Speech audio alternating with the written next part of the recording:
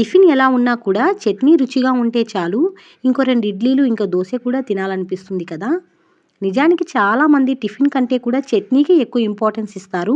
అందుకే ఈరోజు tiffin centre స్టైల్‌లో చాలా టేస్టీగా ఉండే 2 రకాల చట్నీలను సింపుల్‌గా ఎలా చేసుకోవాలో చూద్దాం.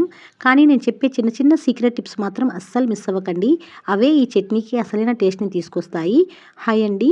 Welcome to Neelu's cooking world. ఈరోజు మనం ఈ 2 రకాల చట్నీలని చాలా ఈజీగా ఎలా చేసుకోవాలో చూద్దాం. అలాగే ఒక చిన్న రిక్వెస్ట్ అండి. మన వీడియోస్ చాలామంది చూస్తున్నారు కానీ లైక్ చేయడం మాత్రం మర్చిపోతున్నారు. ఈ వీడియో గనుక మీకు నచ్చినట్లయితే చిన్న లైక్ చేసి మన ఛానల్‌ని సపోర్ట్ చేయండి. మరైతే లేట్ చేయకుండా ఫస్ట్ అయితే రెడ్ టొమాటో చట్నీ ఎలా చేయాలో చూసేద్దాం. ముందుగా స్టవ్ పై ఒక పాన్ పెట్టుకొని 1 టేబుల్ స్పూన్ వరకు ఆయిల్ వేసి, ఆయిల్ కొద్దిగా హీట్ అయిన తర్వాత ఒక హాఫ్ స్పూన్ వరకు జీలకర్ర వేసుకోవాలి. తర్వాత మీ కారానికి తగినట్లుగా 5-6 వరకు ఎండుమిర్చిని తుంచి వేసుకోవాలి. ఇలా తుంచి వేయడం వల్ల లోపల గింజ వరకు బాగా వేగి చట్నీ మంచి స్పైసీగా టేస్టీగా వస్తుంది. ఇప్పుడు ఇందులోకి 6-7 వెల్లుల్లి రెబ్బలను పొట్టు తీసి వేసుకోవాలి.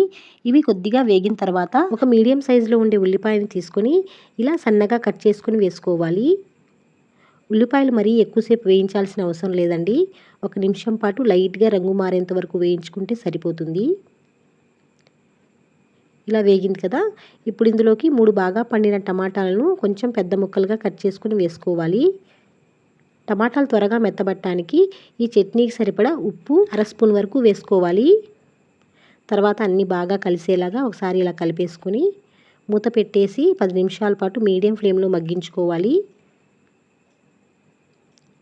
ఇలా మధ్య మధ్యలో కలుపుకుంటూ ఉంటే టమాటాలు త్వరగా మెత్తపడతాయి. ఇలా కలుపుకునేటప్పుడే స్పూన్తో టమాటాలు కొద్దిగా స్మాష్ చేస్తున్నట్లు కలుపుకుంటూ ఉంటే ఇంకొంచెం త్వరగా చక్కగా మగ్గుతాయన్నమాట. టమాటాలు బాగా మెత్తబడిన తర్వాత కొద్దిగా ఫ్రెష్గా ఉండే పచ్చి కొబ్బరి ముక్కలు వేసుకోవాలి. ఈ పచ్చి కొబ్బరి వేయడం వల్ల చట్నీ టేస్ట్ అయితే చాలా బాగుంటుందండి. అలాగే కమ్మగా కూడా ఉంటుందండి చట్నీ అనేది. మరీ ఎక్కువైనా బాగోదండి. నేను వీడియోలో చూపిస్తున్నట్లు కొన్ని ముక్కలు మాత్రమే వేసుకుంటే చట్నీ టేస్ట్ చాలా బాగుంటుంది. మరీ ఎక్కువైతే చట్నీ అనేది కచ్చా కచ్చా అనిద్ది. చట్నీ టేస్ట్ మారిపోతుందన్నమాట.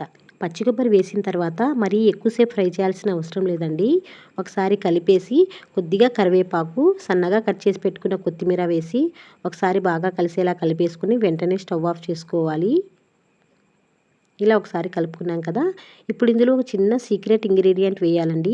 టిఫిన్ సెంటర్ స్టైల్‌లో చట్నీకి ఈ స్పెషల్ టేస్ట్ రావడానికి ఇది కూడా ఒక చిన్న టిప్.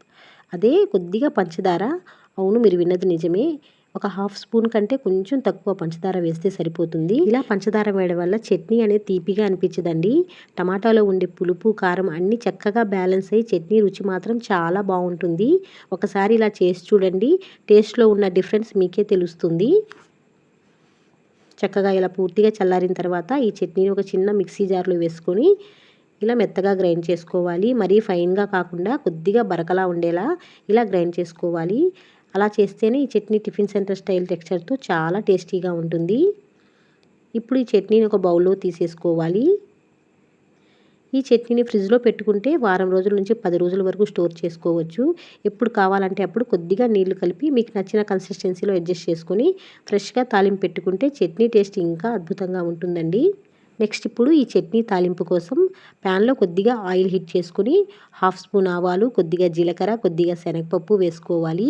ఇవి లైట్గా వేగిన తర్వాత 2 దంచుకున్న వెల్లుల్లి రెబ్బలు, ఒక ఎండుమిర్చిని తుంచి వేసుకోవాలి. తర్వాత కొద్దిగా కరివేపాకు, చివర్లో చిటికెడు ఇంగువ వేసి ఒకసారి ఇలా కలిపేసుకొని ఈ తాలింపుని చట్నీలో వేసుకోవాలి.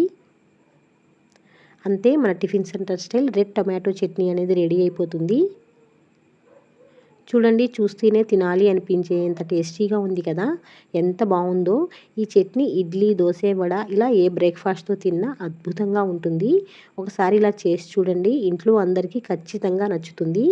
నెక్స్ట్ ఇప్పుడు టిఫిన్ సెంటర్ స్టైల్లో వైట్ కొబ్బరి చట్నీ ఎలా చేసుకోవాలో చూద్దాం. ముందుగా ఒక ప్యాన్లో చిన్న కప్పుడు పల్లీలు వేసుకోవాలి. పల్లీల్లోంచి చేదు గింజలు, పుచ్చు గింజలు ఉంటే తీసేసి లో టు మీడియం ఫ్లేమ్లోకి అడ్జస్ట్ చేసుకుంటూ చక్కగా 2-3 నిమిషాల పాటు వేయించుకోవాలి. కొద్దిగా ఓపిగా నెమ్మదిగా వేయించుకుంటే పల్లీలు చక్కగా వేగి చట్నీ టేస్ట్ అయితే చాలా బాగుంటుందండి. ఇలా కొద్దిగా రంగు మారి ఇలా వేగితే సరిపోతుంది. వీటిని ఒక ప్లేట్లో తీసుకొని చల్లారనివ్వాలి. ఇవి పూర్తిగా చల్లారిన తర్వాత పల్లీల పైన పొట్టు తీసేసుకోవాలి. ఇప్పుడు అదే ప్యాన్లో 1 టేబుల్ స్పూన్ వరకు ఆయిల్ వేసుకొని మీ కారానికి తగినట్లుగా 4 పచ్చిమిర్చీలని ఇలా కట్ చేసి వేసుకోవాలి. అలాగే 2-3 వెల్లుల్లిపాయ రెబ్బల్ని కూడా వేసి కొద్దిగా వేయించుకోవాలి.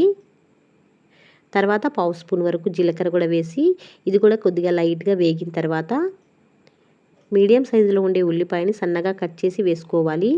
ఈ ఉల్లిపాయ ముక్కలు అనేది మరీ బ్రౌన్ కలర్లో అవ్వాల్సిన అవసరం లేదండి, కొద్దిగా మెత్తబడితే సరిపోతుంది. ఇలా ఉల్లిపాయలు వేసుకోవడం కూడా ఈ చట్నీలో ఒక చిన్న టిప్ అండి. దీనివల్ల చట్నీకి మంచి ఫ్లేవర్ వస్తుంది. ఒకసారి ఇలా చేసి చూడండి. చూస్తున్నారు కదా, పచ్చిమిర్చి ఉల్లిపాయ ముక్కలు ఇలా కొద్దిగా వేగిన తర్వాత ఇప్పుడు ఇందులోకి అరకప్పు ఫ్రెష్గా ఉండే పచ్చి కొబ్బరి ముక్కలు వేసుకోవాలి. నేను ఇక్కడ కొబ్బరి మీద ఉండే బ్రౌన్ లేయర్ని తీసేసి వాడుతున్నాను. ఇలా చేస్తే చట్నీ మంచి వైట్ కలర్లో రావడమే కాకుండా టేస్ట్ కూడా చాలా బాగుంటుంది.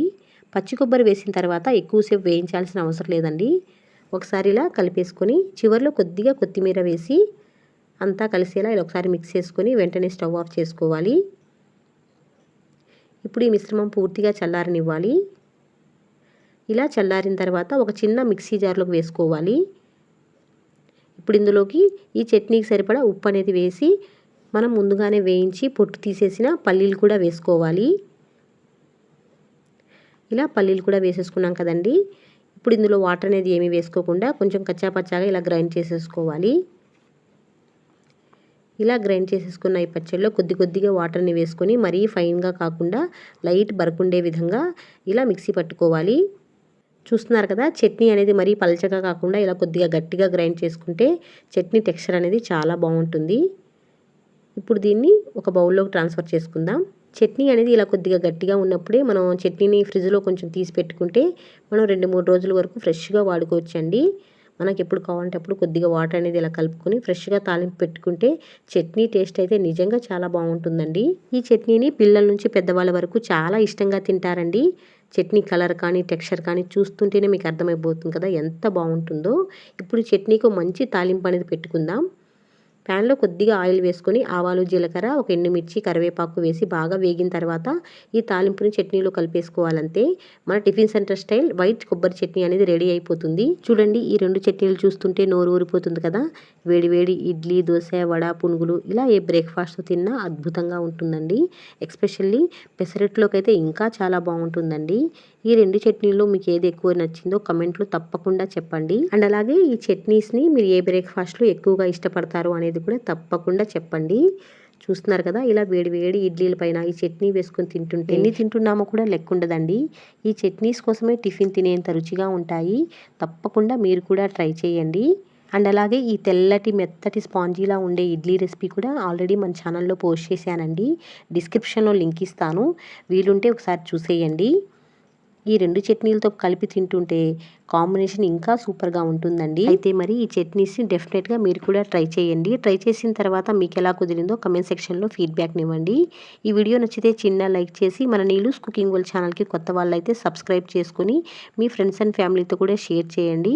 వాళ్ళకు కూడా ఉపయోగపడుతుంది. మరొక మంచి రెసిపీతో నెక్స్ట్ వీడియోలో